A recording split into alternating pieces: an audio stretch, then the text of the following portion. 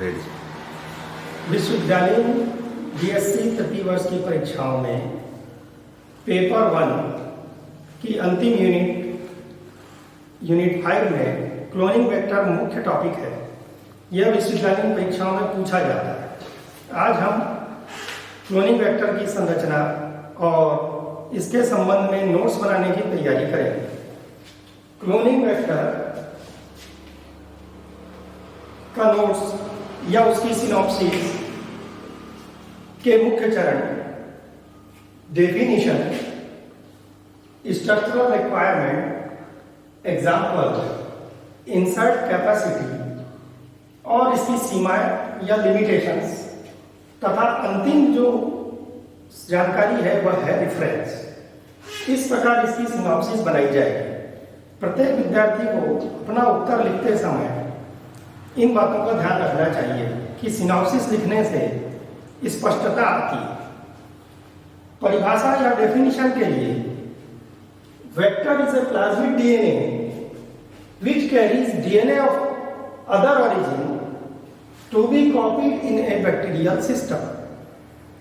अर्थात vector DNA या plasmid वह प्लाज्मिड डीएनए है जो दूसरे किसी स्रोत से प्राप्त जीन या डीएनए खंड को लेकर दूसरे किसी बैक्टीरिया में या किसी कॉपी करने वाले सिस्टम में जाता है। वेक्टर का अर्थ होता है वाहक।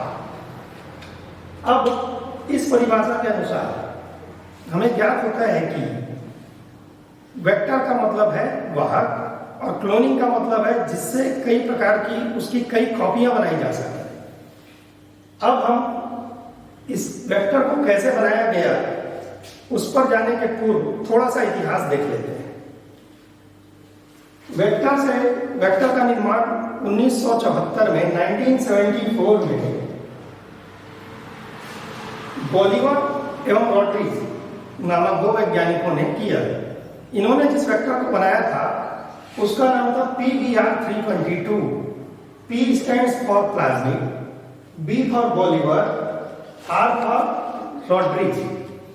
तो इनके नाम पर इस वेक्टर का नाम रखा गया। इसी वेक्टर की संरचना को हम यहाँ उदाहरण के तौर पर लेते हैं।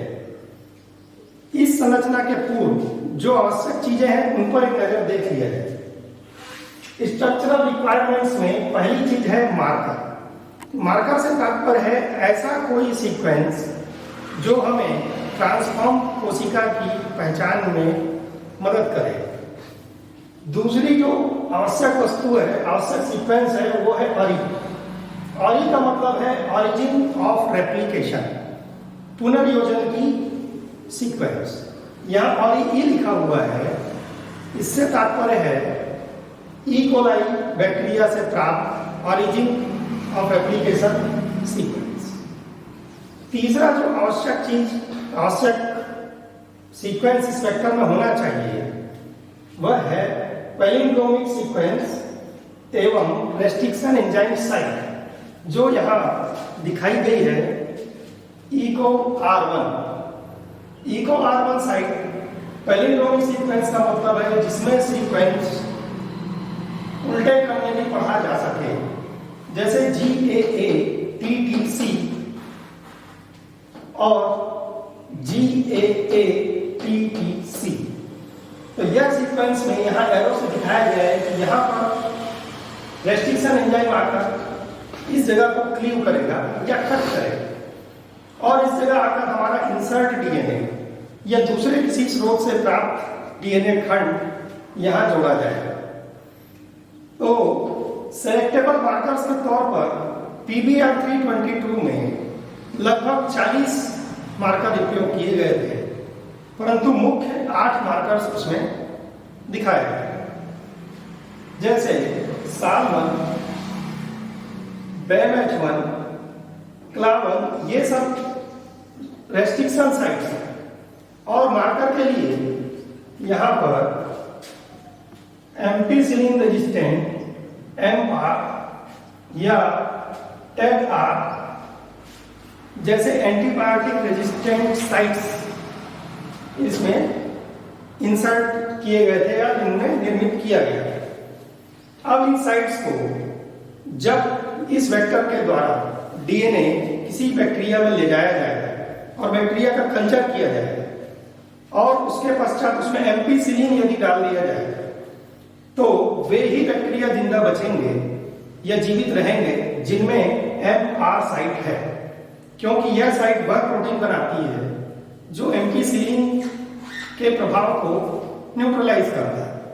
और जिन बैक्टीरियल सेल्स में एमआर नहीं होगा उन सेल्स की मृत्यु हो जाएगी या वे ग्रोथ नहीं कर पाएंगे। तो इस तरह से इस PBr 322 की संरचना बनाई गई जिसका आकार लगभग 4361 बेस पेयर था। इस संपूर्ण साइज में या सीक्वेंस में डबल स्ट्रैंडेड डीएनए प्लाज्मिड यहां दिख रहा है। यह आर्टिफिशियल प्लाज्मिड है, कृत्रिम रूप से बनाया गया है। इस प्लाज्मिड के अलावा बहुत से अन्य प्रकार के वेक्टर भी उपयोग में लाए जाते हैं जिनके लिए यहां पर एक टेबल जैसे दी गई है। फेज या बैक्टीरियोफेज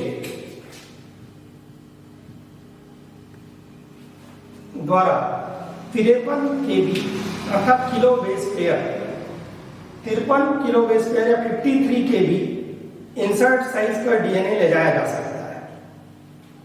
वाई एक्सिस से तात्पर्य है ईस्ट आर्टिफिशियल क्रोमोसोम।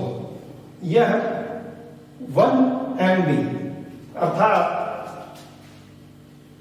1000 kb आकार के डीएनए को ले जा सकता है।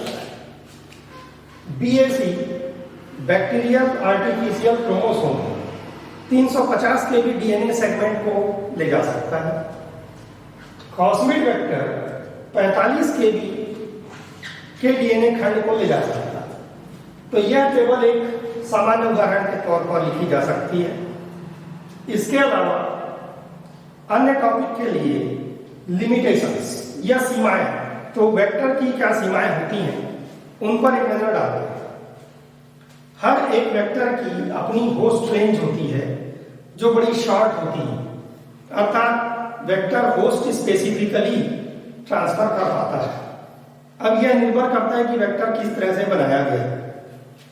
दूसरा जो इसकी सीमाएं हैं वो है डिलीवरी कैपेसिटी, अर्थात यह कितने साइज के डीएनए को ले जा सकेगा।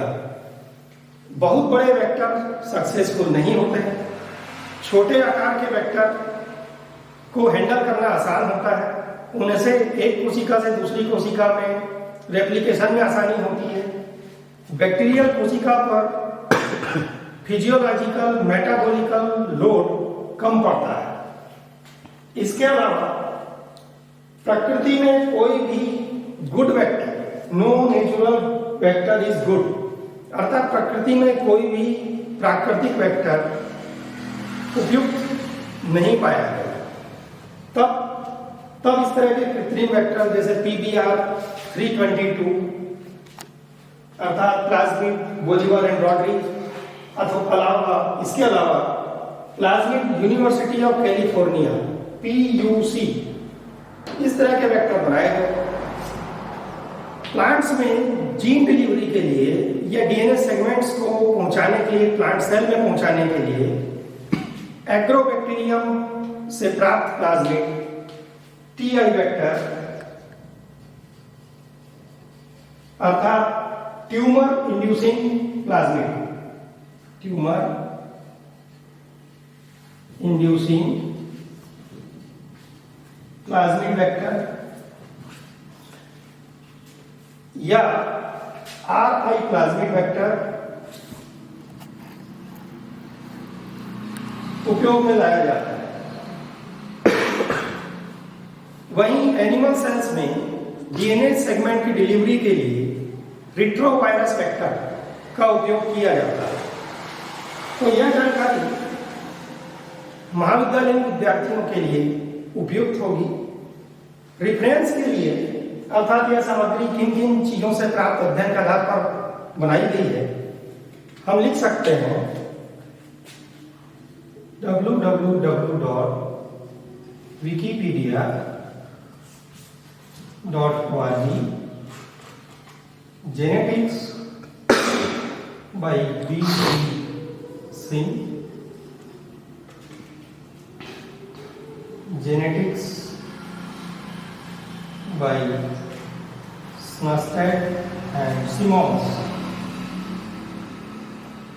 विद्यार्थीगण इन पुस्तकों का अध्ययन कर और इंटरनेट पर उपलब्ध अन्य सामग्री की सहायता से इस टॉपिक को अच्छी तरह से समझकर और इस तरह की सिनॉप्सिस बनाकर अपना उत्तर लिख सकते हैं। धन्यवाद।